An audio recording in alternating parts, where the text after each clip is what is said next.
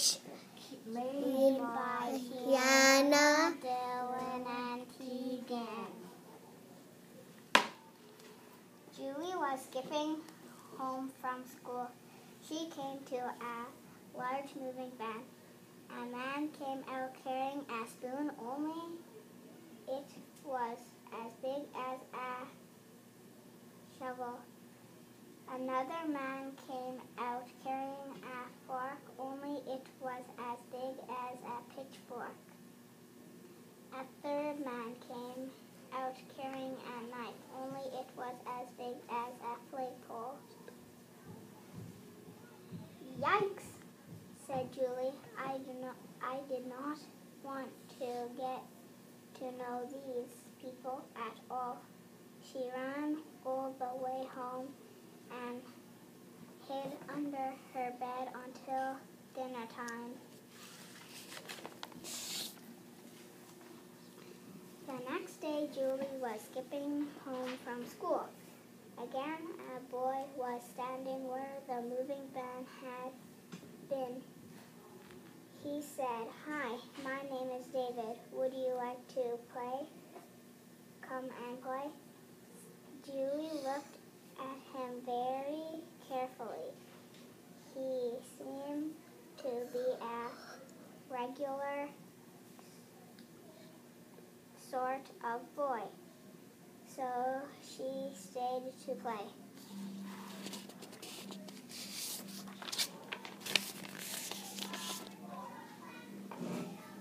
At 5 o'clock, from far away down the street, someone called Julie. "Come and eat, that's my mother," said Julie. Then someone called, "David, that's my father," said David. He jumped up in the air, ran around in a circle 3 times, and ran home and locked herself in her room. Till it was time for breakfast the next morning. The next day, Julie was skipping home and she saw David again. He said, "Hi, Julie, do you want to come and play?" Julie looked at him very, very carefully. He seemed to be a regular boy, so he stayed and played. When it was almost 5 o'clock, David said, "Julie, please stay for dinner." But Julie remembered the big knife, the big fork, and the big spoon. "Well, I don't know," said Julie. "Maybe it's a bad idea. I think maybe no. Goodbye, goodbye, goodbye." "Well, David," said David, "we're having cheeseburgers, chocolate milkshakes, and a salad." "Oh," said Julie, "I love cheeseburgers. I'll stay.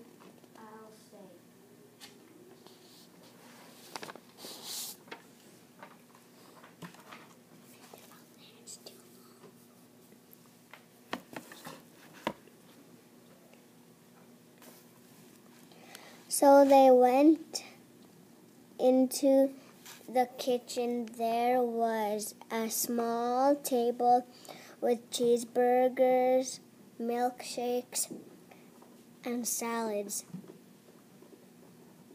On the other side of the room, there was an enormous table. On it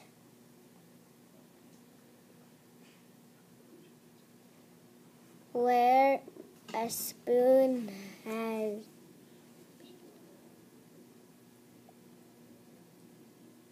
where spoon as big as a shovel, a fork as big as a pitchfork, and a knife as big as a flagpole. David whispered, Julie, who sits there? Oh, said David, that's where my father sits. You can hear me coming now. David's father sounded like this. Grum, grum, grum.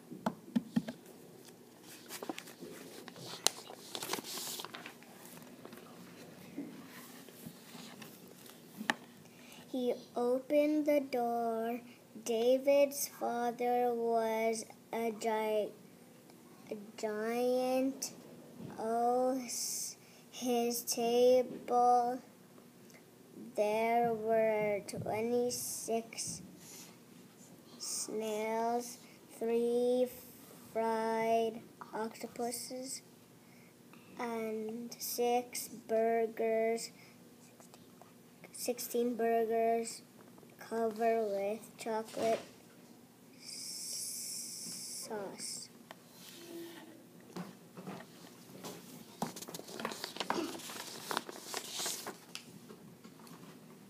David and Julie ate their cheeseburgers, and the father ate his snails. David and Julie drank their milkshakes, and the father ate his fried octopuses. David and Julie ate their salad, and the father ate his chocolate-covered bricks.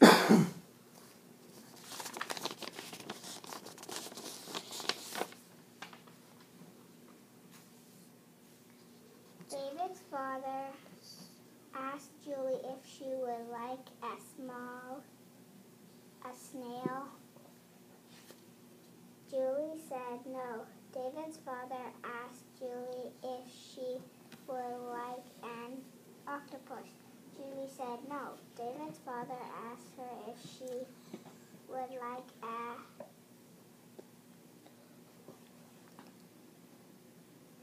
delicious chocolate-covered brick. Julie said no. But please, may I have another milkshake? So David's father made her another milkshake.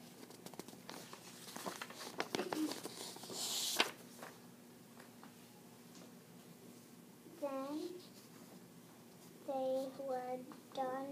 Julie said very softly, so the father could not hear. David, you do not look very much like your father.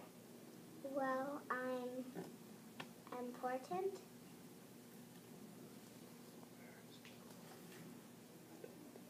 Adopted, said David. Oh, said Julie. Well, do you like your father? He's great, said David. Come for a walk and see.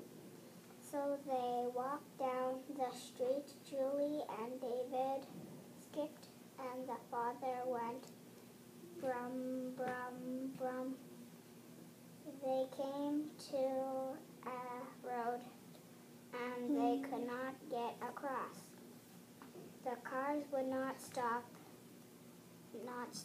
for David. The cars would not stop for Julie. The father walked into the middle of the road, looked at the cars, and yelled, "Stop!" The cars all jumped up into the air, ran around in a circle 3 times, and went back up the street so fast they forgot their treats.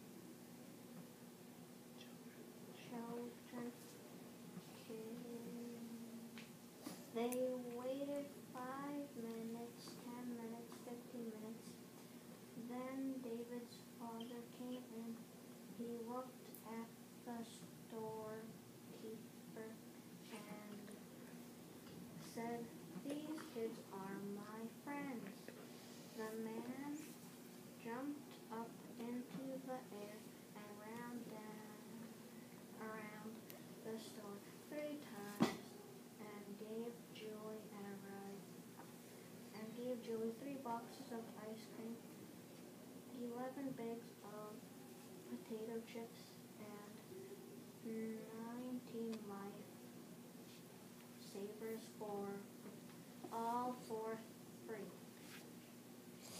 Julie and David walked down the street and went around a bend.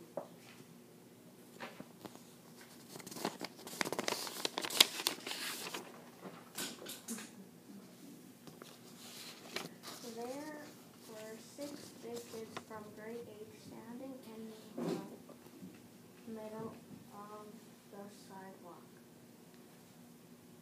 They looked at David. They looked at Julie, and they looked at the food.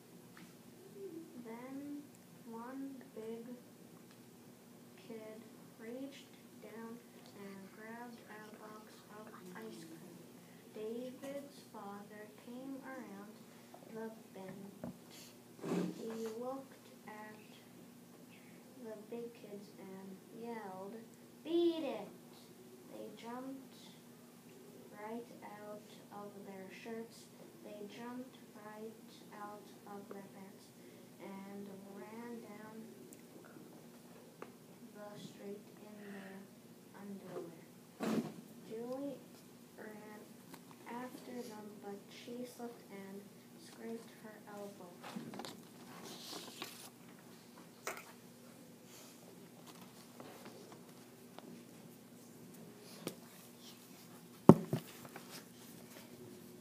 David's father picked her up and held her. Then he put her a special bandage on her elbow. Julie said, "Well, David, you do have a very nice father after all, but he is still kind of scary."